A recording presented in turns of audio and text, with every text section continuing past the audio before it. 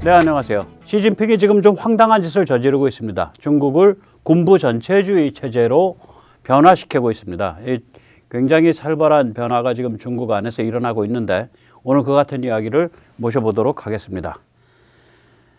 이 지구는 소리 없이 돌죠. 큰일은 조용히 준비됩니다. 큰일은 조용히 뿌리를 내립니다. 그리고 갑자기 터집니다. 사람들은 그때가 되어서야 놀라서 역사적 사건이 벌어졌다, 이렇게 야단법석을 부립니다. 그러나 역사적 사건은 결과일 뿐입니다. 깊은 뿌리는 소리 없이 내려집니다. 자, 굉장히 멋있는 비유죠. 백모 머리에서 이런 비유가 나올 수가 없겠죠. 예, 역사적 사건은 소란스러울 뿐 별거 아니다. 진짜 엄청난 일은 소리 없이 진행된다. 누구도 지구가 도는 소리를 들은 적 없다. 이런 멋있는 말을 누가 했을까요? 네, 프리드리히 니체입니다. 니체 그 양반이 돌아가시지 않았다면 마땅히 허락을 얻고 제가 표절을 안 했어야 되는데 돌아가셨으니까 원망을 못할 거기 때문에 마치 제 이야기인 척 잠시 건방을 떨어봤습니다. 마찬가지입니다. 2월 말 중국에서 거대한 움직임이 시작됐습니다. 군대가 경찰, 검찰, 법관을 대체하겠다는 겁니다. 군대가 사람을 체포하고, 군대가 사람을 수사하고, 군대가 사람을 기소하고, 군대가 사람에게 형량을 정합니다. 이 같은 이야기는 제가 잘 보는 컨텐츠인데 Let's Real Talk라는 유튜버가 잘 정리해서 합니다. 중국계 미국인입니다. 중국에서 이제 소리 소문 없이 살벌한 법이 통과돼서 2월 24일에 전인대 입법 공시 하나가 달라떴습니다. 이런 내용입니다. 전시에는 인민해방군이 경찰, 검찰, 사법부의 업무를 대신한다. 전시 형사처벌에 보다 능동적으로 대처할 수 있도록 인민해방군은 중화인민공화국의 형사사건의 수사, 입건, 기소, 판결, 집행, 처형에 관한 절차를 새로 정의해서 적용할 수 있다. 이에 관한 상세한 내용은 중앙군사위원회 Central Military Committee가 규정한다. 이런 살벌한 입법이 달랑 공시 하나 떴습니다. 이미 진행된 입법입니다. 네, 여기서 잠시 세뇌 탈출 자유구독료 부탁 말씀 올리겠습니다. 아시다시피 세뇌 탈출은 광고가 잘 붙지 않습니다. 붙더라도 천천히 붙는 경향이 있습니다. 도와주시면 보다 좋은 컨텐츠로 찾아뵙는 데 커다란 도움이 되겠습니다. 그럼 우리가 이제 생각해 볼 수가 있겠죠. 이런 입법은 말이야, 이게 계엄령과 좀 비슷한 거 아니야? 아닙니다. 전혀 다릅니다.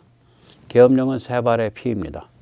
중국 법에 의하면 계엄령은 국무위원회가 건의하고 전인대, 상무위가 결정합니다.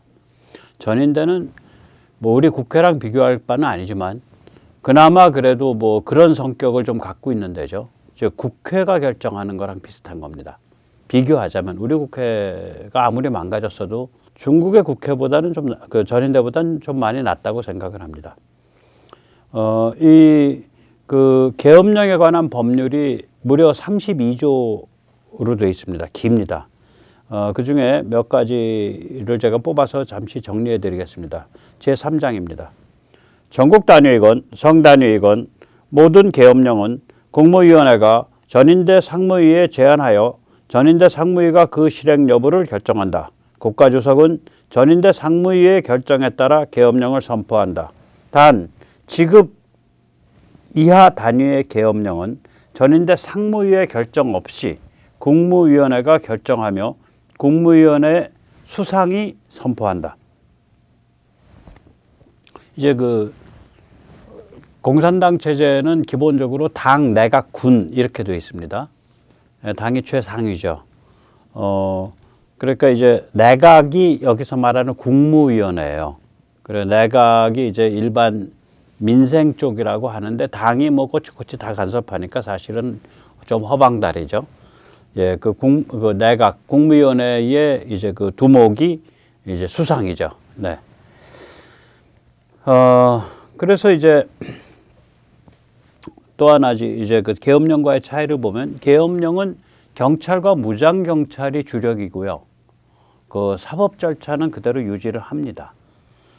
여기서 보면 이렇게 되어 있습니다. 8장입니다. 계엄령은 경찰과 무장 경찰에 의해 집행된다. 필요한 경우에 국무위원회는 중앙군사위원회에게 인민해방군으로 하여금 계엄령 집행을 보조하도록 요청할 수 있다. 다시 말하자면 계엄령은 국무위원회가 이제 주도해서 하는 거예요. 그러니까 국가 행정조직이.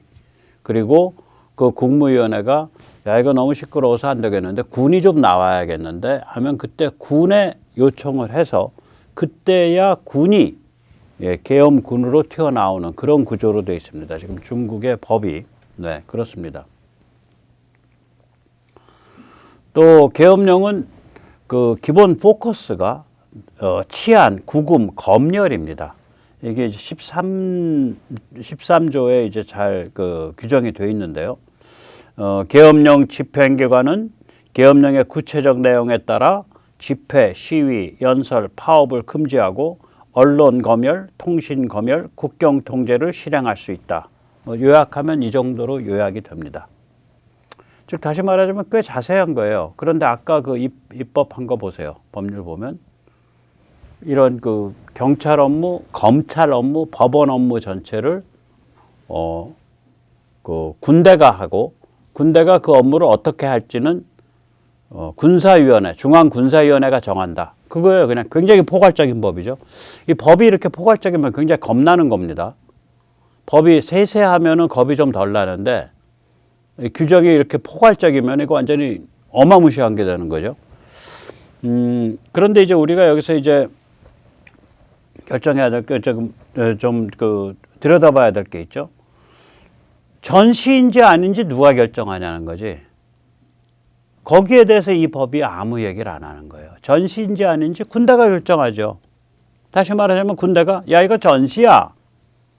전시니까 법에 의해서 내가 경찰 업무, 검찰 업무, 법원 업무를 내가 다 맡아서 해. 야 이제부터 저기 뭐야 경찰, 검사, 판사 여긴 다 저기 월급 절반씩 받는 반유급 휴가야. 너희는 다 집에서 쉬어. 이렇게 하는 거예요 이게. 지금 그렇게 한다는 거예요. 즉 그리고 이제 이 법이 아까도 말씀드렸듯이 굉장히 포괄적이란 말이죠. 아무 구체적 제한이 없습니다. 그나마 아까도 보셨듯이 계엄법은 현행 계엄법 이게 1996년에 정해졌는데 계엄법은 무려 32장으로 이루어져 있으며 상당히 구체적인 여러 제한을 두고 있어요. 근데 이 법은 그렇지 않아요. 군부에 그냥 백지수표를 준 겁니다. 이게 무슨 의미인지 그래서 제가 군부 전체주의로 가고 있다 그렇게 말씀드리는 거예요. 이런 식으로 사법을 이렇게 막 휘저었던 경우가 이게 우리 신해하는 등소평화제가 이 짓을 한 적이 있습니다. 1983년에 등소평화제가 했습니다. 그때 등소평화제는 범죄와의 전쟁을 선포했었습니다. 범죄 소탕을 명분으로 했고요. 한 방에 경찰, 검사, 판사가 한 방에 근무하면서 잡아오면 그 자리에서 신문하고 그 자리에서 수사하고 그 자리에서 기소하고 그 자리에서 재판을 집행해버려요. 뭐 빠르면 한 8시간 만에 2-3시간 만에. 이 등소평은 굉장히 살벌한 인물입니다. 대약진 전에 이 만주에서 너무 광범위한 숙청을 저질러서 그 살인마, 집단 살인마 모택동이 나서서 말렸어요. 그때 한 말이 있습니다. 등소평한테. 야 소평아 너 그런 식으로 숙청하면 그 당 조직 전체가 다 사라지는 거야. 너 좀 사람 좀 덜 잡아 주게라. 실제로 그렇게 말린 적이 있어요. 1950년대. 이 아저씨 절대로 착한 아저씨 아니에요. 우리는 뭐 이상하게 등소평은 착한 개혁파고 모택동에 박해받았고 아닙니다. 엄청난 피비린내 나는 사람입니다. 저 아저씨. 네. 거기다가 우리가 주목해야 될 게 있죠. 인민해방군은 국가 조직이 아니라 당 조직입니다. 중국에서는. 이 인민해방군은 중앙군사위원회에 의해서 움직이거든요. 그러니까 중앙군사위원회 위원장이 항상 당석이랑 겸하거나 그게 실세 중에 실세잖아요. 그러니까 후진타오 때는 그거를 그러니까 전체 단은 다 후진타오에 내주면서도 장점인이 들고 있었을걸요. 칭화대를 졸업한 시진핑의 첫 직장 생활은 군대였습니다. 잠깐만. 칭화대는 사관학교가 아니잖아. 근데 왜 군대가 첫 직장이야? 네, 군대가 첫 직장이에요. 이건 사관학교 출신이거나 뭐 ROTC 출신이어서가 아니라 그 공산계 국가에서는 코미사르 정치장교라는 게 있죠. 당성이 강한 똑똑한 당원을 장교에 임명해서 군대에 복무하면서 우리로 치면 우리 옛날에 보안사가 끝발이 좋았잖아요. 보안사에 따따따따불 정도의 그러한 힘을 발휘하는 하나하나를 다 같이 공동 결재를 해야 돼요. 이 코미사르가 정치장교가 그러한 역할을 주는 그런 게 있습니다. 그런데 그냥 또 정치장교도 아니고요. 아까 말씀드린 그 중앙군사위원회 거기에서 군대 예산 전체를 담당하는 사람의 그 정무비서였습니다. 그래가지고 그 무렵부터 25살부터 그 등소평을 만나러 자기 보스가 등소평 만나러 들어갔을 때 배석해서 메모하고 그런 범털 중에 범털이었어요. 시진핑이가 이미 그때.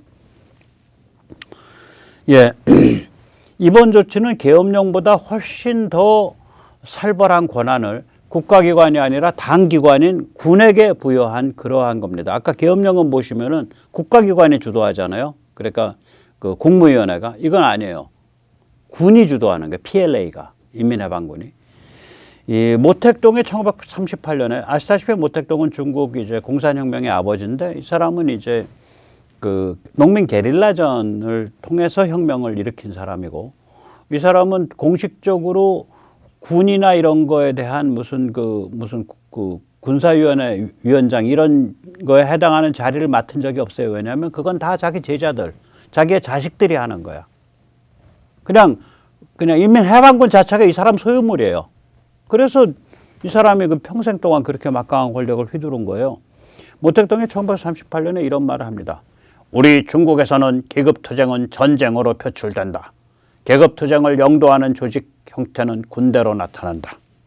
즉 우리 중국에서는 인민해방군이 계급투쟁의 코어다 이거죠.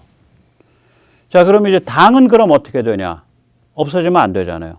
그러니까 이런 말을 덧붙여요. 그러나 당이 총을 제어해야 한다. 결코 총이 당을 제어해서는 안 된다. 잠깐만. 혁명은 곧 게릴라전인데 그러면 게릴라전을 한다는 얘기는 군대란 얘기인데 그 군대와 당의 관계는 어때야 돼? 결국 당의 제어를 받아야 돼. 이게 제어를 할 수 있었어요. 왜 그러냐면 시진핑 아버지 시종순을 보세요. 그 사람이 그 섬서죠. 섬서. 예. 섬서 소비에트 그 지역의 그 당원이에요. 고급 당원이에요. 그러니까 학교 다니다 말았으니까 그 당시에 뭐 중학교인가 고등학교 뭐 그쯤 됐으니까 고급 당원인데 동시에 게릴라란 말이에요. 그러니까 지식인 성향의 고급 당원이 동시에 게릴라 지도자인 경우들이 많았기 때문에 당과 군이 이렇게 비교적 조화롭게 일체가 될 수 있었던 거죠. 즉 그래서 이 고민이 해결됐던 거예요. 인민해방군의 아버지 모택동조차 당과 군의 관계를 고민했죠. 그리고 당과 군을 국가를 이끄는 쌍두마차 혹은 쌍두사구자로 본 거예요. 쌍두사. 국가를 이끈다보다 국가를 약탈하는, 정확히 표현하면 국가를 약탈하는 그런 쌍두사. 대가리 둘 달린 뱀. 그렇게 본 건데 그 대가리가 둘 달려도 꼬이지 않을 수 있었던 게 아까 말씀드린 대로 고급 당원들이 동시에 그 고급 게릴라 부대 장교로 이렇게 근무를 하는 그런 체제였기 때문에 이 둘이 피가 잘 통했던 거죠. 그런데 그때는 그때고 지금은 벌써 그로부터 90년 지났잖아요. 80년 이렇게 지났죠. 지금 이제 인민해방군은 이제 말하자면 사관학교 출신들로 돼 있죠. 이제 정치장교 말고는. 그런데 이게 인민해방군이 중국 최대의 기업군이란 말이에요. 이게 뭐 화웨이든 뭐 웬만한 중화학공업회사, 웬만한 조선사 이거 다 인민해방군이 갖고 있어요. 웬만한 광산 뭐. 그러면은 이게 이제 뭘 말하냐면 인민해방군한테 이렇게 일방적 권한을 준 거예요. 인민해방군이 야 지금 전시야라고 선언한 다음에 인민해방군이 나서 가지고 경찰, 검찰, 법원을 다 무력화시킬 수 있는 권한을 준 거니까 이 조치는 모택동의 1938년 고민마저도 헌신짝처럼 내버린 그러한 사건이라고 말씀드릴 수 있겠습니다. 중국의 체제가 변하고 있는 거예요. 군부전체주의로. 예, 그러면 이렇게 되면 당장은 시진핑 황제 권력이 강화되죠. 진핑이 아재가 이게 아까 말씀드린 그 무시무시한데 중앙군사위원회 위원장이란 말이에요. 지금 전시야 하는 순간 중앙군사위원회 위원장이 이거거든. 최고왕초거든. 그러면 진핑이 아재가 중앙군사위원회 위원장이기 때문에 진핑이 아재가 나서서 야 지금 전시야 하면 얘기가 끝나버려요. 그러니까 당장은 시진핑 황제 권력이 강화되죠. 근데 앞으로는 극에 달한 권력 투쟁이 되는 거죠. 이 견제와 균형이라는 것은 아까 개헌법만 해도 그나마 견제와 균형이 있잖아요. 예를 들어서 국가기관, 내각 쪽에서 국무위원회가 계엄해야겠다라고 계엄을 하는 것을 제안을 하는데 그걸 당에 제안하는 게 아니라 전인대에 제안을 하고 전인대가 오케이를 내려주면 그때 국가행정조직 쪽이 군이 아니라 그쪽이 이제 문민 쪽이 움직인다 뭐 이런 구조란 말이에요. 또 계엄을 집행하는 것도 군이 아니고 경찰과 보안경찰인데 상태가 악화되면 국가 문민 행정조직 쪽이 군에게 군을 출동시켜 달라고 요청할 수 있다. 뭐 이런 식으로 돼 있단 말이죠. 그나마 견제와 균형이 잡혀 있는데 이러한 체제는 일반인의 인권과 민주주의를 보호하는 걸로 보통은 알아요. 그런데 이게 그것뿐만이 아니죠. 권력 게임을 안정화시키잖아요. 이게 견제와 균형이 있는 다원주의 체제에서는 말하자면 all or nothing이 아니죠. all or nothing이 아니에요. 그런 면에서 김영삼이 그 하나회 때려잡고 그러면서 전두환 노태우 양쪽을 다 그 감옥 보내고 이런 건 아주 나쁜 전례를 남긴 거예요. 사실은.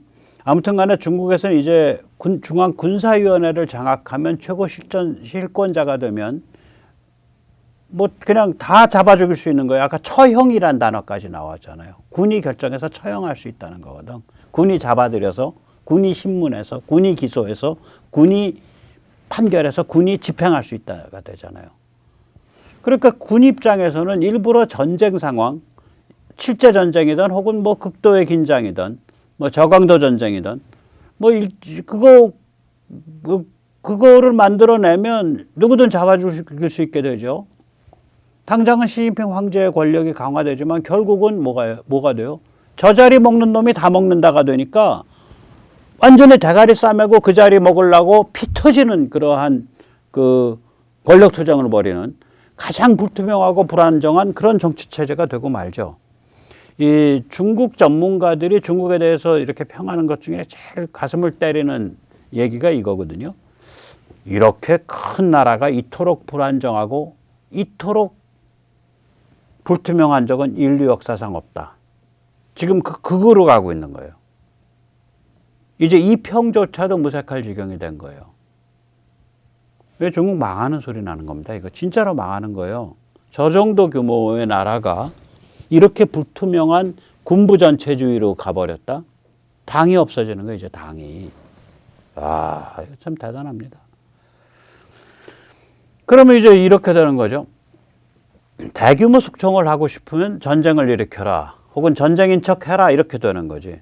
예를 들어서 일부러 대만 혹은 러시아 혹은 한반도 이런 데서 중국의 위대함을 증명하기 위한 저강도 전쟁 상황을 만듭니다. 이렇게 되는 거예요. 그러면 전시 상황이라고 선포를 하고 일단 전시 상황이라고 되면은 그 다음에는 대규모 숙청을 막 잡아들여서 죽이는 거지. 군이 체포해서 군이 수사해서 군이 판결해가지고 군이 기소하고 군이 판결해서 군이 집행해버리니까 형을. 이제 이런 그 미친 짓을 하겠다는 유혹이 이제 그 권력 톱에서 이제 완전히 이제 일상적인 게임이 되는 거죠. 그럼 내부가 뭐가 되겠냐고요. all or nothing 게임인데 모든 사람이 모든 사람에게 적인 상태가 되는 거죠. 이거 뭐 희한하게 됐습니다. 지금 희한하게 됐어요. 뭐 이렇게까지 가냐. 또 그렇게 이제 권력을 장악한 자는 입장은 뭐냐면 군대만 잘 챙겨주면 돼요. 군대를 절대 권력으로 만들고 군대를 절대 권력의 파트너로 삼은 거죠. 군대에서 사고만 안 나면 돼요. 그러면 군대 말 자꾸 존중해 주니까 군이 이제 간땡이가 부어서 침략적 군국주의가 이제 온갖 이제 그 망상이 그 사회 전체를 그 체제 전체를 지배하는 그런 식으로 이제 그 상황이 악화돼 가는 거죠. 체질이 악화되는 거죠. 그 상황으로 가고 있는 거예요, 지금 상태가. 네, 아주 뭐 살벌합니다. 참 살벌한 일이 벌어진 거예요. 그래서 제가 아까 처음에 시작할 때 정말 큰 일은 소리 소문 없이 간다. 이제 국내 언론이 이거 아무것도 보도를 안 하고 있잖아. 그 중국이 이런 정도로 지금 체질 변화가 일어나고 있는데, 체제 변화가 일어나고 있는 거예요. 쉽게 말하면 국체가 바뀌고 있는 거예요. 중국 특색 사회주의에서 중국 특색 군부 전체주의로 완전히 바뀌는 거예요. 그러니까 지금도 이미 전체주의인데 이제 군부 전체주의로 바뀌고 있는 거예요. 당이 퇴색하고. 네, 살벌한 겁니다, 이거. 예.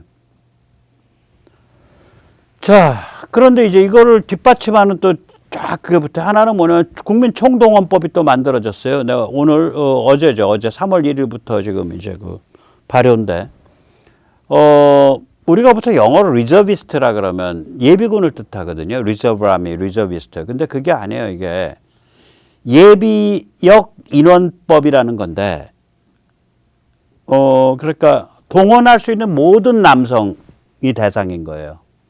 군대랑 관계가 없이. 그럼 이게 걔들은 이제 뭐 중국 사람들이 얼마나 건강이 좋은지 몰라도 16살에서 60세까지 예. 그러니까 44년을 두고서 이 법이 적용이 되는 건데 예비역 인원법. 예. 여기에 의해서 거기에 해당하는 모든 남성은 미리 그 연령대에 따라서 인민해방군 혹은 예비군에 미리 배정이 되는 거죠. 예를 들어 백모다. 백모가 나이가 이제 19살이야. 너 그러면 너는 육군, 너 집이 거기지? 일단 너는 육군, 너 집부근에 있는 그 27사단 너는 배정돼 있어. 거기서 연락 올 거야. 이렇게 되는 거예요. 제가 만약에 나이가 54이다 그러면 아재 말이야. 아재는 저게 뭐야. 그 27사단 그 같이 움직이는 예비군 그 27-1사단 거기 소속이에요. 아재한테 연락하니까 그때 그 충실히 국가를 위해서 움직여야 됩니다. 미리미리. 그래서 가끔 이제 군사훈련하고 유사시에 동원하고 이건데 중국 건국 이후 이 같은 총동원 법률은 처음이에요. 이게 이제 말도 안 되는 법인 게 말도 안 되는 법이에요. 이게 왜 그러냐면 총은 투표권이랑 같이 갑니다. 그러니까 실제로 군훈련 가도 나무대기 들고서 무슨 총검술 훈련하고 제식 훈련하지 아무 유의미한 훈련 안 할 거예요. 생각해 보세요. 진짜 모든 사람에 관한 군사훈련 중국 시킨 적 없어요. 명분상으로는 명목은 저거죠. 징집으로 돼 있는데 실제로는 선별해서 받잖아요. 다들 군대 가려 그러니까. 선별할 수가 있거든. 인적 자원이 많으니까.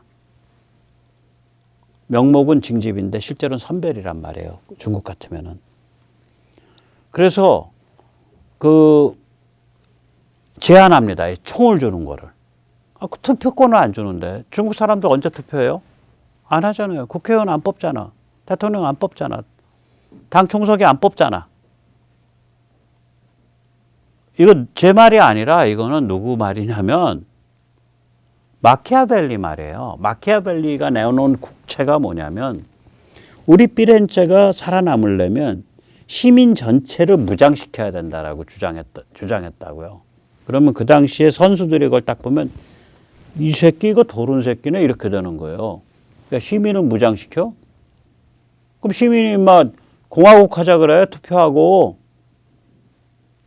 마키아벨리가 그 얘기를 하는 거예요, 지금. 그래서 시민 무장 전혀 안 시키고 항상 용병을 쓰거나 기사를 쓰잖아요. 그거를 깨뜨린 게 나폴레옹이에요. 국민 전체 무장. 투표 안 하는 놈들이 공화국이 아닌데, 민주공화국이 아닌데 국민을 총동원해? 미친 놈, 미친 거죠, 미친 거. 그러니까 결국 총동원이라는 이름 아래 사람들 모아놓고서 맨날 뭐 강연이나 하고 나무떼기 하나 주고서 뭐 총검술한다 그러고 이런 거죠. 사격장 안 데려가요. 사격장 어떻게 데려갑니까? 투표권을 안 주는데. 그 다음에 이제 이것뿐만 아니라 지방별로 속속 핵전쟁을 대비한 훈련 체계를 구축하고 있습니다.